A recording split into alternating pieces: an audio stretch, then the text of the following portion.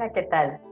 Soy la doctora Mari Carmen Sabido Basteri y juntos estamos empezando esta aventura de estudiar la historia del derecho.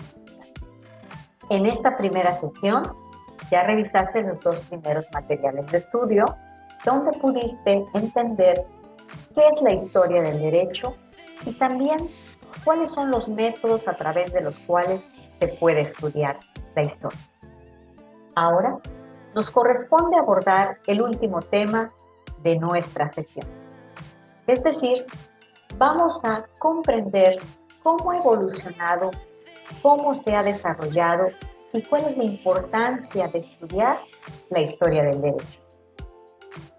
Déjame citar al doctor Oscar Cruz Barney, que enfatiza que la historia del derecho va más allá de simplemente conocer la serie de eventos históricos que se fueron dando a lo largo de la vida de nuestro país. En este caso vamos a empezar a estudiar desde los pueblos prehispánicos. La historia del derecho te va a proporcionar una gran variedad de herramientas para que tú al momento de interpretar y aplicar el derecho comprendas de dónde vienen estas cosas, cuál es su génesis, qué tuvo que pasar en México para que el día de hoy tú, por ejemplo, desde los 18 años ya puedas ser candidato a ocupar una diputación federal. Gracias a la historia, los estudiosos del derecho podemos dar interpretaciones más precisas y adecuadas a leyes y comprender la evolución de la legislación a lo largo del tiempo. Para nuestro estudio, utilizaremos el método cronológico, ¿de acuerdo? Y nos vamos a ir ubicando en los momentos más importantes de la historia de México. Aquellos que fueron tan importantes que marcaron un momento de cambio en el derecho y en la organización política de nuestro país. Vamos a abordar la época prehispánica, es decir, estudiaremos los referentes de las culturas olmeca, maya y azteca. Abordaremos también el derecho de la época colonial. Este cuerpo jurídico se formó fundamentalmente de la herencia de los pueblos originarios y del derecho castellano. Cuando llegan los españoles a nuestro continente, se da esa fusión para armonizar las tradiciones jurídicas que existían antes de su llegada con el derecho castellano, surgiendo el derecho colonial, también conocido como derecho indiano.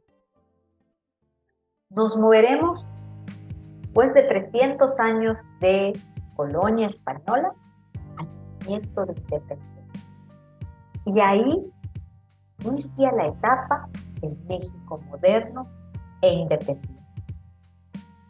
Ahí estudiaremos todo lo que sucedió, quiénes participaron, cuáles fueron las ideas, los principios que dieron base y sustento a nuestro país.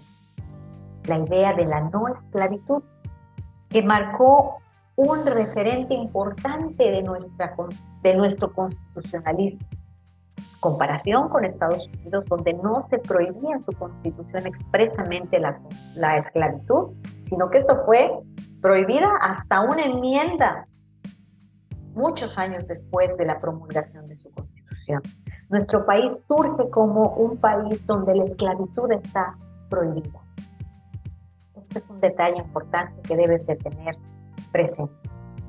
Veremos cómo a lo largo de este periodo del México independiente, que va de 1810 hasta 1910, si pudiésemos poner unas fechas, veremos cómo México fue territorio de todo tipo de experimento legal y político. Transitamos de una república a un imperio, ¿de acuerdo? De las ideales de una república en la Constitución de Apatzingán, 1821 logramos la independencia. Después tenemos un emperador que fue Agustín de Iturbide. Se derroca Iturbide. Se promulga la Constitución de 1824 y regresamos al ideal original de Morelos y de los constituyentes de Apatzingán, de ser una república, no una monarquía, pero no cualquier tipo de república, sino una república federal, en donde los estados miembros de la federación mantuviesen la autonomía en su régimen interno. Vamos a ver también que en este periodo, ante las luchas constantes entre los ideales conservadores y los ideales liberales, en algunos momentos del siglo XIX ganaron los conservadores y otros liberales. Entenderemos cómo pasamos de una república federal a una centralista, a una dictadura, otra vez a una república federal, luego con la Constitución de 1857 y las leyes de reforma, cómo se da la guerra de reforma de los 3 años, y entonces tenemos una invasión por parte de Francia, y Francia se impone y nos trae a un segundo emperador, a Maximiliano. Vamos a analizar que mientras estaba Maximiliano en el poder, el presidente Juárez tuvo un gobierno itinerante por toda la República porque estaban persiguiendo. Finalmente es derrotado el emperador Maximiliano, Juárez retoma la presidencia y se retoma nuevamente la República Federal y la vigencia de la Constitución de 1857 y de las leyes de reforma. A la muerte de Juárez vamos a ver cómo inicia la presidencia y la etapa tan larga de casi 30 años, donde Porfirio Díaz toma el poder. Y a esta etapa es tan importante que tiene su nombre, se llama el Porfiriato. Vamos a ver todos los cambios legislativos, organizacionales, la importancia de la Suprema Corte, cuál fue la relación con los hacendados, con los obreros, con los campesinos y con la iglesia. Y las reformas que se fueron dando en la Constitución de permitir la reelección del presidente Porfirio Díaz. Finalmente, entraremos al estudio del México contemporáneo, donde abordaremos todo lo relativo a los gobiernos que se dan en México a raíz de la Revolución Mexicana de 1910 a nuestros días. Estudiaremos el periodo de la presidencia de Francisco I. Madero, veremos la decena trágica, el golpe de Estado de Victoriano Huerta, cómo a raíz de ese golpe de Estado, frente a la Constitución de 1857, Venustiano Carranza decide entrar en defensa de la Constitución y congrega al ejército constitucionalista para derrocar a Victoriano Huerta. Estudiaremos cómo los constituyentes de Querétaro logran ponerse de acuerdo y no solo restablecer la Constitución de 1857, sino establecer una nueva Constitución. Y veremos en esta etapa todos los cambios, todas las reformas, todos los avances que nuestro país ha tenido a lo largo de estos más de 100 años de la Constitución.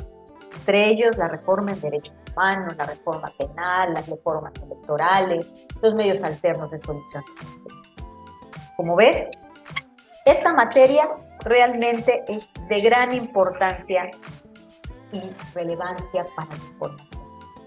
Estoy segura que vamos a tener una excelente oportunidad de conocer a fondo nuestro derecho.